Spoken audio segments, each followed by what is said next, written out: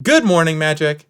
I'm Gavin Verhey from Wizards of the Coast, and over the past 3 days, I've covered Partner, Monarch, and Cascade, but there's one more mechanic left, and it's the brand new one, Encore.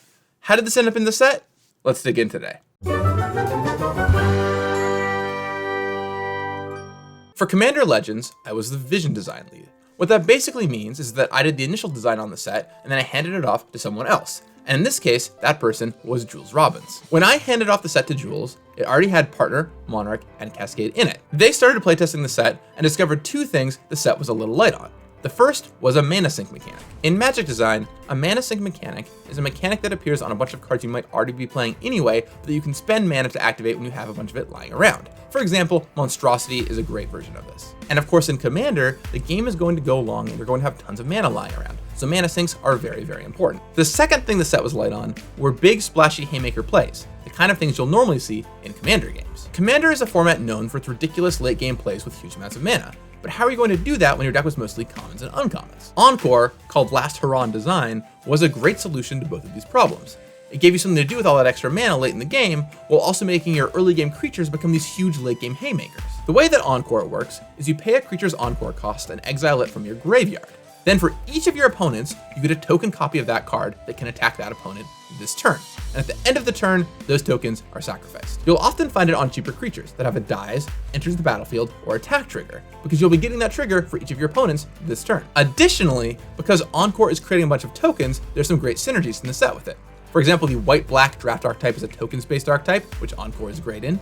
Red-black has some sacrifice stuff going on, and then there are some commanders that play really well with Encore. For example, today's preview card, Dargo, the Shipwrecker. Dargo the Shipwrecker is 600 red for a 7/5 giant pirate. It has Partner and Trample, but also this wonky ability. As you cast Dargo, you can sacrifice any number of creatures and artifacts to reduce its cost by 2 mana for each one you sacrifice. Additionally, it also costs 2 less for any other creatures or artifacts you've sacrificed this turn. Dargo loves munching on Encore tokens. In a 4-player Commander game, when you activate Encore, you'll get 3 tokens, which when you sacrifice all 3 of them is a -6 discount, which is perfect to cast Dargo for 1 red mana. One of my other favorite things about Dargo is his story. Check this out. Dargo had a dream of being a pirate, and one day he asked the ship's captain if he could join the pirate crew. The captain, pretty reasonably, told Dargo no, he was way too big to fit on the ship.